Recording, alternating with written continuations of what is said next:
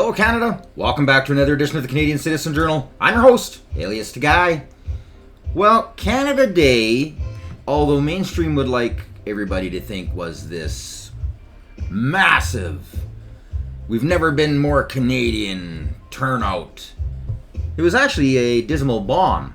And we're just going to go over just a few of the facts on it, but then we're going to deal with one of the main issues that's causing all of the havoc in Canada, something I've discussed on a couple previous episodes here, which is the immigration problem. So first, let's just dive right into this, because first, we're going to start off with mainstream and these stupid polls that they're running, which we found out through the election. They're used as propaganda. They pick and choose which polls they want to use, which people they ask, and anybody who goes out west, which is where I am right now, well, Canada Day ain't such a big thing. Let's just get started with propaganda. Right. Canadians report feeling more proud to be Canadian than they have been in years. That's the finding of a recent survey by the Angus Reid Institute. CTV's Merrick DeCash spoke with a local organization trying to raise the bar when it comes to waving the flag. A Canadian flag stands in front of almost every house on Lynx Close in St. Albert, thanks to the local Rotary Club. We've got flags in every neighborhood. On almost every street, and if we don't have one on your street, you can go to stalbertrotaryclub.com and sign up for a flag. For $63 a year, the club drops off a Canadian flag for the weeks of Victoria Day, Canada Day, and Labor Day. More than 600 people participate in the program, which started around 15 years ago. Membership is higher than it's been for years. It's been brought on because of what has been going on internationally.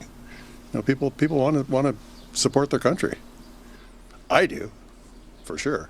When you see what's happening in the rest of the world, and you look, the kind of life that we live here and everything else, there's no life better than ours. Brad St. Pierre doesn't participate in the flag campaign simply because he already has a flag hanging above his garage. I plan on keeping it up every year, all year. When it starts to fray, I go buy another one, put it up again. A new survey published by the Angus Reid Institute found that 82% of Canadians are very, somewhat, or just plain proud of being Canadian, a number that drops to 70% in Alberta. One of the research associates involved says national pride has jumped drastically since December, up 11%. In the wake of Donald Trump's threatening of the 51st state, there's been somewhat of a surge of nationalism and a surge of pride. So we've found that it's somewhat bounced back to the point where now more Canadians are saying they're proud to live in Canada. A sentiment celebrated on select streets in St. Albert. There's great patriotism out there right now. So picking out purposely this one little area through the Rotary Club and a whopping 600 and some people. Okay, let's move on. By the way, the first one, that was CTV News. This would be global.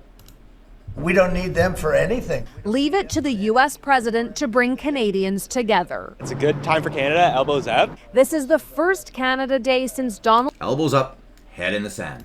Trump upended one of the most successful relationships in history. I'm very proud of our country. I think we are demonstrating to the world what it means to have good values, unlike our neighbors to the south. That pride is surging. A new Ipsos poll found Canadian patriotism has Now take a look at the crowds. I'm going to be showing and comparing this to prior years. Rebounded after years on the decline. Nearly half of people polled say they're more likely to feel proud to be Canadian, a 33% jump from last year. I don't remember anyone prescribing that all we needed was a loudmouth bully threatening our economy and sovereignty to reignite pride in flag and country. But that's what's happened. We have to enjoy our Canada Day. We love Canada. But love for Canada's closest ally appears to be fizzling. 77% of Canadians who responded say they think less of the U.S. because of Trump's threats against Canada. and almost the same amount say By the way, wording, who responded? they'll be avoiding travel south of the border. I have canceled my usual visit to the U.S. Despite the canceled vacations, Prime Minister Mark Carney himself is enjoying a honeymoon. 6 out of 10 Canadians polled say they're confident Canada's political leaders can manage the unpredictable president, who this sociologist says has changed the national psyche. It's been quite a long time since Canadians have been challenged to really think about who they are and what it means to be Canadian. And finding even more reasons to celebrate Canada. Okay, let's try CBC. Canadians are hitting their celebration stride this July 1st, leaning right into what they love about this country after months of insults and threats flying across the border. From breakfasts to ballparks, performances to parades, Canada is awash in red and white. Many of those celebrating saying they feel patriotic this year in particular. In the nation's capital, the party was an all-day affair, one that, as Olivia Stefanovich shows us, was full of music and some memorable moments. Right. Okay. So let's just take a real look at sorry, just the truth, just the facts. Now, if we're actually going to talk about all-time high, you would want to use stats prior to the miserable decade that we've had, well, since the Liberal Party was taken over by socialists and what they have done to our country. They're not doing that. What they're doing is they're taking numbers from right in the middle of the turds' reign of terror. So these polls are within the last 3 to 5 years. Why don't we look back and actually take a real comparison and see where our pride is going or has been? National pride in Canada once appeared as something we could take for granted. In 1985, when Environics first started asking questions if they were proud to be Canadian, the proportion saying that they were at least somewhat proud was close to 100%. Even in Quebec, most expressed some pride in being Canadian, and only a handful said they were not very, or not at all proud. Over the ensuing 3 decades until the mid-2010s, roughly 7 in 10 people in the country consistently said they were proud to be Canadian. More than 9 in 10 said they were either very or somewhat proud. Since then, however, the strength of national pride has weakened considerably. This newsletter documents the dramatic shift and explores what may lay behind it. So there's the graph. So in a series of national public opinion surveys conducted between 1985 and 2016, the proportion saying they were very proud to be Canadian hardly changed. Think of the years, 1985 to 2016. So when they first started taking these surveys. Okay, what happened in 2016? Correct, the socialist takeover of Canada. So the proportion saying that they were very proud to be Canadian hardly changed, standing at a little above 70%. But this proportion then fell sharply by 20 percentage points from 73% in 2016 to 53% in 2024. Now, I just showed you, this is mainstream media, this is propaganda. This is what they do. They purposely use stats, use polls, use whatever it can to manipulate the masses. I'm telling you straight out right now, out west, very disappointed. In fact, the going saying used to be about 3 or 4 years ago until the last election was proud of my country, ashamed at my government. Now it's screw the government, using the F word, and we want out. Very, very little Canadian flag. But I tell you what I do see out here, lots of provincial flags. More than I've ever seen before, and it goes for Saskatchewan and Alberta and even northern BC. So this is all typical lies, right? Propaganda at its best. This is going to be one of our last Canada Days. We're going to start to see less and less of them being celebrated, especially in the prairie provinces. They're going to be just dwindling right off. I hate to say it. First song I ever taught my kids was "O Canada." I was incredibly proud. And now, how can a person be proud when you see people purposely voting in a government because of their own ignorance and, well, just the fact that the propaganda has complete control of them, has convinced them that any other idea other than liberal, the new liberals, which people aren't aware of, aren't the old liberals, which we're going to show you an old liberal here right away, the demise to Canada. It's just disgusting what our nation's become. So now go back to this here. So over the same period, the proportion saying that they were somewhat proud to be Canadian increased from 19 to 29%. As a result, while the proportion feeling very proud declined by 20 points, the proportion saying that they were either very or somewhat proud fell by a lesser amount by 11 points, from 93% to 82%. The proportion saying they were not very or not very at all proud are choosing not to express an opinion. Now this is where the polls, once again, I showed you earlier, and you can rewind the video, they purposely manipulate the way they word it, and that's why I pointed it out. Those that participated, because people are hanging up the phones. I tried doing a cross Canada poll. I'm telling you, I have the division in this country at an all-time high. All-time high. Canada's finished. The turd and socialism has finished our nation, and Carney is here to complete the job. And he's doing it already. Now, let's go on and just do some quick comparisons. So this would be 14 years ago, 2010. Check out the numbers.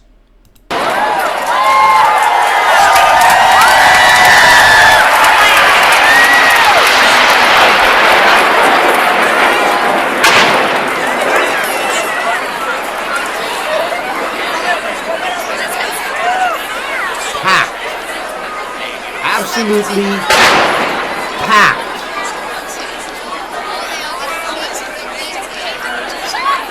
Oh, are they desecrating the Terry Fox statue? Remember again, propaganda? They tried saying that how the trucker convoy, because they were dancing around and they had a flag and a Canada hat. And this is Canada Day. Nobody says anything. That's why our Canadianism is being shot right to hell in a handbasket. Propaganda. I studied this for decades. Once you start to desensitize yourself to it, to actually see and realize it, sorry, I worded that wrong. If you allow yourself to keep being desensitized by it, you can't see it, and you forget everything. But if you pay attention and you start to actually study it, it's all of the little things, like that little wee picture in the bottom right hand corner where you get to see the face of the statue. And all of a sudden, ding, prior memory comes out, and you go, oh yeah, that's propaganda. This is what we're going through right now. They're trying everything possible. It's all propaganda. Canada Day was abysmal. Absolutely abysmal. Unbelievable. Packed. This is, this year, yesterday's Canada Day. Look how many people. Honoring our land, our roots, and living heritage. Le tout sera guidé par l'aînée Claudette Commanda et mise en mots et images par les artistes Jennifer It was one of the smallest turnouts in history, people. Et Andrina Turenne. I've been getting different messages from people on different platforms, and they were like, Canada's broken, Canada's done. That's how bad it's Families, become. friends, communities, But don't and worry, the visitors media is going to from keep coast- telling you, oh, Canada, we're at our all-time high, elbows up. They're still pushing this narrative, which is what they used to get Carney elected. Lies, fear, hate, and division to create false unity, and it's all propaganda driven. Check this one out. Madame Harper, Monsieur le Ministre, Again, chers Canadiens, this is chers 2010. Canadiennes, je vous souhaite à tous et à toutes bonne fête du Canada. Listen to the people. I know the volume kind of sucks. Merci beaucoup. Happy Canada Day. It is the people there. It's insane how many people. It's gone. It's gone. Now, I want you to hear something very, very, just. This is what's crushing Canada. This is the number one cause of all. It's leached its way into every single system, from crime, housing, you name it. And they are purposely doing it. And as I discussed on the last episode and even posted the documents from the WHO or from the UN, the replacement theory. It's not a theory. They're doing it. And many people are warning. Now here's Dosanjh, ex-liberal. Listen to him. Well, thank you very much. I just came here as an observer, and I've been commandeered to say a few words, and so bear with me. This issue that this conference is addressing is a very, very important issue. It has been important, particularly in the context of Air India and the Khalistani extremism, since 1984. Politicians in this country have neglected this issue for a very, very long time. When Air India happened, politicians in this country thought these are brown people, they belong to India, no Canadians, so Mulrooney actually extended condolences to Rajiv Gandhi. I had been attacked in February of '85 and hospitalized 2 or 3 months before Air India, and I had written to all of the attorneys general across the country, including the federal attorney general as well as the prime minister. I may have received maybe 2 or 3 replies to that letter. And the letter said, and if I remember correctly, that if this violence is not nipped in the bud, if extremism is not challenged at its core, we may have murders in this society. And unfortunately, my words came true in the largest aviation terror in the history of the world before 9/11. Politicians need to address this issue. For the last many years, I would say they've been not only silent, but their silence has been complicity in extremism. Because if you're silent in the face of extremism in your own country, you may have all the good charters attached to your constitutions, they mean absolutely zero.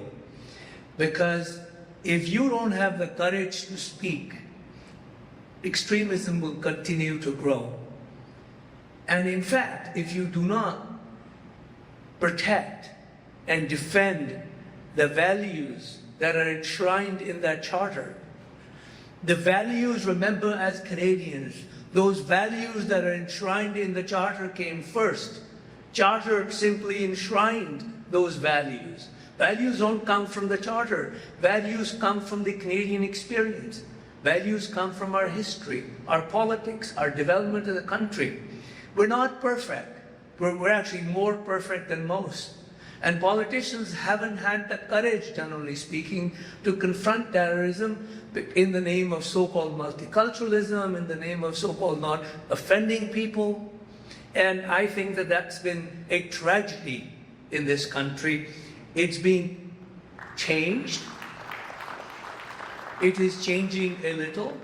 Former Prime Minister Harper spoke some days ago and clearly said that if we dream of governing for Canadians as Canadian political parties, then these kinds of extremist, sectarian, separatist elements have no place in those political parties that dream of governing this country. Now, this is an old school Liberal. This is the original Liberal Party speaking. Do you hear how he even uses what Harper is saying? Back in the day, these two parties, they talked with each other. They had very similar Canadian values. Yes, there were certain arguments. All the parties definitely infiltrated through different corporations and lobbyists. We've been battling this forever. And yes, they're still dealing with the system that is unfair, which has never been challenged, never been changed, never been progressive in any way to keep pushing forward on freedom, equality, and the idea of real democracy. So there have been failings since the beginning. But they could talk to each other. Not like today. There is a huge divide between the new Liberal Party. They have an agenda. And that was the clearest expression yet of what I have been saying for a long, long, long time. And in fact, what Prime Minister Carney has done by simply ignoring the Khalistani extremists and try and extend a friendly hand to India despite the problems that we have. You know, when you are governments of two great countries like Canada and India, a shared history of Commonwealth and all of those things, you can actually work on multiple tracks. If Canada thinks it has a problem vis-a-vis so-called Niger assassination, then they can work on that. Yet, we should not be saying that India becomes an enemy based on one suspicious criminal activity. And I think it's important for us to remember that, particularly now, with Mr. Trump across the border, we need to have friendly countries with whom we can trade and have exchanges and the like. I want to mention one of our former prime ministers, whose name you all know, starts with a T. Not the older T. I had the ultimate respect for the older T, who actually said, watch me, when he dealt with the extremists, Quebecois extremists. I remember him saying in the Vogue magazine in one of his first interviews after he took over that Canada has no mainstream, that we have no core values. Well, if we don't have a mainstream, if we don't have a core value, we actually have no business being a country. The fact that we are a country, the fact that we have produced something like Charter of Rights from our previous experiences, that tells you that you're a country. You're a great country. But because certain people like him did not believe that we have core values, they did not defend those core values. It's a free for all. I remember his famous expression, if you come to Canada, you can be who you are. Well, I say to Canadians, and I've said this many times, if you want to come to Canada and you want to be who you are better off where you are because you are who you are already. Because when you come to Canada, learn something about our values, integrate, become a Canadian, and make sure that we are a peace-loving, peaceful country. Now, I have nothing but respect for Ujjal Desange. I've used him lots in previous episodes. But he's a little naive when it comes to Trudeau Sr. We already know, and I've proven it previous episodes, Pierre was totally aware of what was going on with that whole Calistini threat. And by his purposeful ignorance, and just like how his son did, manipulation of CSIS and the RCMP, pretty much allowed it to happen for votes. He too was using the Khalistan movement. Now, DeSantis is going to have to do a little bit of research on that. And hopefully he does, because more and more people are starting to pick up the fact of just how bad Trudeau Sr. was. Out west, they despise him. I despise him. He was the first stepping stone. He set the path to socialism. Now, I'm going to go on a little wee bit further. This is where you have countries with, well, provinces, soon to be countries, that are stepping up to the plate and taking this serious. The Alberta Next panel is touring Alberta to hear from Albertans on how our province can better protect ourselves from Ottawa's economic attacks, while building a more prosperous, strong, and sovereign Alberta within Canada. A provincial referendum on some of these ideas is coming in 2026. But what's on that referendum ballot and what happens next for Alberta is up to you. One idea being discussed by the panel is Alberta taking more control of the immigration system to counter Ottawa's open border policies. Now, mainstream has been trying very hard with their long stick to poke and lie.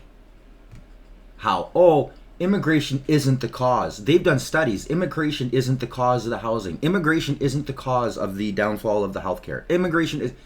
Those are lies. Previous episodes, they're lies.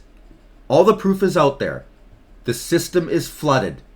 And when you're giving money, more money to an immigrant than the average Canadian makes in a year, who is going to buy the house?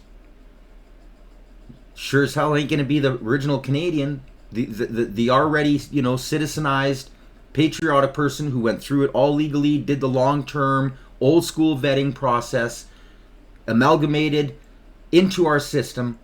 They're feeling the exact same brunt as those who are 4th, 10th, and 20th generation Canadians. The immigration system is broken, and it's, again, previous episodes, for a reason. Alberta is stepping up to the plate to take charge and say, whoa. Now, there's even studies out there, a couple of them, I don't have time on this episode, where they show that because Quebec has had a tighter control of their immigration system, their housing market has been contained and has risen at a much slower rate than the rest of Canada. And how each province, depending on the amount of immigration coming in, has skyrocketed in the downfall of their healthcare, the downfall of, well, the rise in housing, the rise in homeless people. The proof is out there, but mainstream propaganda. Back to Alberta. Which are driving up the cost of living and are not aligned with the needs of Alberta's economy. In just over 100 years, Alberta's population has grown from a few 100,000 farmers, ranchers, and First Nations peoples to a province of over 5 million. You see how it's skyrocketed? This is what the Democrats were doing down in the States. They were flooding certain areas that were heavily conservative in order to make them liberal strongholds. They were trying to take it over. This is what's going on to Western Canada, and they're seeing it. This is why Western Canada has been speaking out the most. They've been literally the loudest voices on this, pointing this out. Alberta, again, thank you, Danielle Smith, greatest premier. She's just, like I said, I actually think she's probably one of the greatest premiers Canada has ever had. What she is doing is amazing. And bringing this knowledge to the people and then allowing the people to vote and have a say. With one of the most prosperous economies in the world. This great success story would not have been possible without new Albertans moving here from all over the world. That is why Alberta has always welcomed newcomers looking to contribute to our province's economic success and unique culture. And we always will. However, as all Canadians intuitively understand, the number of newcomers entering the country each year needs to be sustainable, and everyone wanting to come should be committed to upholding the Canadian values of hard work, love of freedom, and peaceful coexistence. Sadly, Justin Trudeau's Liberals upended Canada's immigration system for over a decade by instituting an open borders policy that permitted millions to enter Canada each year, often without any sort of proper vetting, job prospects, or needed employment skills. The results have been disastrous. Housing prices have skyrocketed. Unemployment keeps increasing as immigration outpaces job growth. And sadly, many of the divisions and disputes that plague other countries have begun making their way into ours. Further, Ottawa has ignored the request of Alberta to cut refugee claimants and student visas, and instead permit Alberta, like Quebec, to select a more sustainable and targeted number of economic migrants better able to contribute to our province's economy. What can Alberta do about the situation? Quite a bit, actually. You see, under the Constitution, immigration is a shared area of responsibility between the federal and provincial governments, which makes sense. Essentially, the federal government gets to decide who they let into Canada, but it's up to the provinces to provide the vast majority of the social programs that newcomers need. So obviously, we should have a say about who is coming here. If Alberta isn't satisfied with the number or economic qualifications of newcomers moving to our province, we may have the option to withhold provincial social programs to any non-citizen or non-permanent resident who does not have an Alberta-approved immigration status. This would likely encourage more sustainable numbers of immigration overall, while supporting the entry of newcomers that can contribute to our provincial economy. If Alberta went this direction, Ottawa could decide to fight Alberta on this issue in the courts, and there would be some additional costs in taking a more hands-on approach to immigration. However, much, if not all of that cost, could be offset in corresponding savings to our social programs. So, should Alberta take more control of the immigration system in this way, or continue with the status quo? And how can our province convince Ottawa to act more responsibly with their immigration policies in the future? For more information, visit alberta.ca/next. And again, they give you both sides. They throw the reality out there that there could be extra costs involved and blah, blah, blah, which are slow hints at saying, because of the federal costs of them ripping our province off, taking billions of dollars and giving it to other provinces, these extra costs actually aren't extra costs, because the federal system has been robbing the West blind, and they've been doing it since literally Alberta and Saskatchewan became and joined and we're now provinces instead of the great buffalo that they could have been. Now, I'm just going to tab on a couple little things like this one, the Surrey bus stabbing. This happened a couple days ago. Hardly any mention. In fact, zero mention in mainstream. Yes, he has been convicted, and it is now labeled a T attack. He actually was proud to pronounce that this was all part of his ISIS, the extremists, the nut bars. He's proud of it. The man accuses slashing a Surrey bus rider's throat on April 1st, 2023. On behalf of the Islamic State, otherwise known as IS, will find out on July 10th that he will be sentenced in BC Supreme Court in Westminster. Justice Miriam Groper on June 30th found Abdul Aziz Kawam guilty of attempted murder for the benefit of terrorist group of assaulting a weapon in the benefit of a terrorist group. Now, this is huge because they've been trying to hide all of these just like they did with the Edmonton attack that happened 7 years ago. These people are part of extremist organizations. Now, I know this itself happened a couple years ago, but this just came out. This just came out that, yes, he is going to be charged as a T person. Why aren't they talking about it? Propaganda. They don't want Canada to realize who are coming into our country. We are being flooded. There is zero vetting going on. And it doesn't end because then you have stuff like this happening right on Canada Day. Units involved in a manhunt in Muskoka, what started in Huntsville with an armed home invasion, included an extensive OPP search past the home of Scott Graves, who came outside to see Highway 11 shut down. I just figured it was an accident. That's quite frequent around here. In fact, there was no accident. Police had pursued suspects driving south on the highway and knocked on his door with this warning. He said that we need you to make sure you lock your doors. There's a shelter-in-place order. We have possibly 4 or 5 suspects armed with handguns in the area. The warning lasted for hours. Police searched the wooded area for the men on the run. Motorists driving in the opposite direction captured the arrest of one suspect on Highway 11.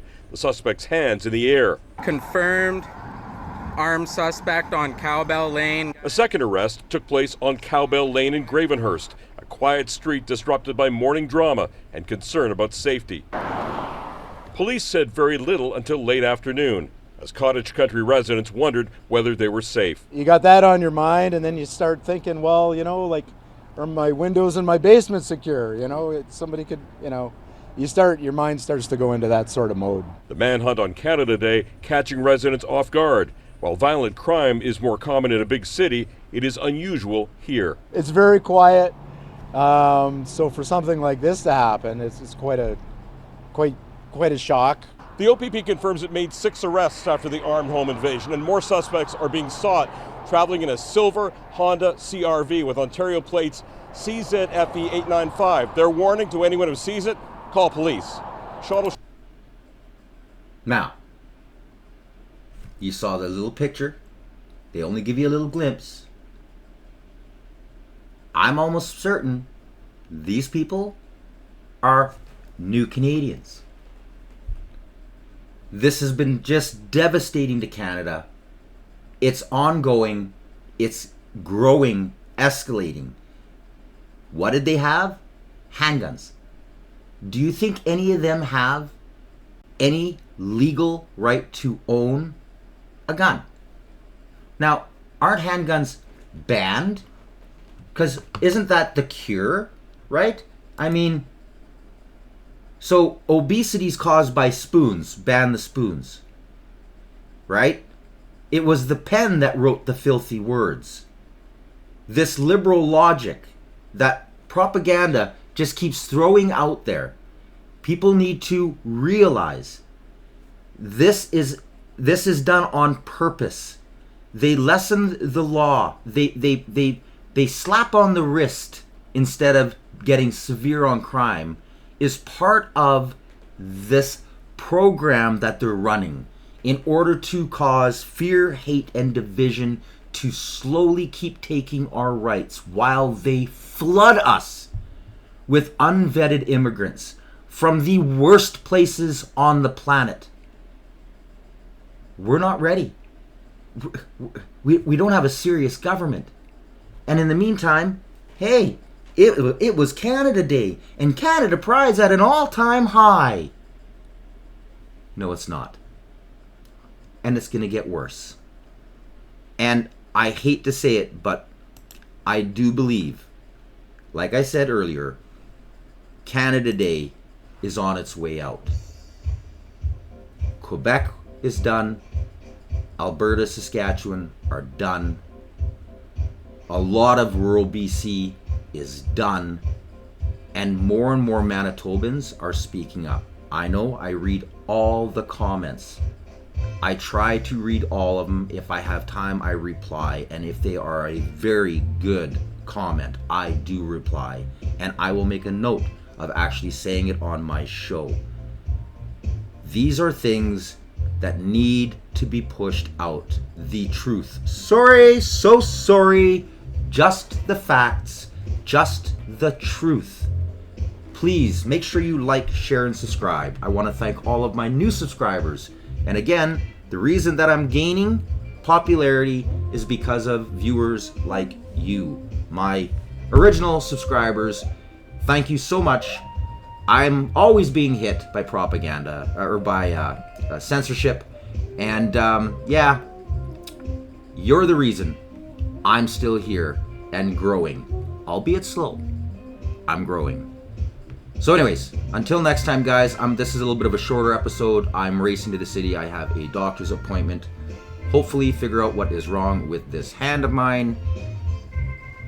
Great workers in our healthcare system, but the healthcare system has got, it's just overrun. It's just overrun. Unbelievable. It's my parents, they're in shock at what they've seen and what I've seen in the last 10 years, the complete decimation of Canada. Once again, this is open borders, people. Welcome to your post-national state. Anyways, make sure you like, share, and subscribe. You've been watching the Canadian Citizen Journal. I'm Alias Tagay. Stay informed.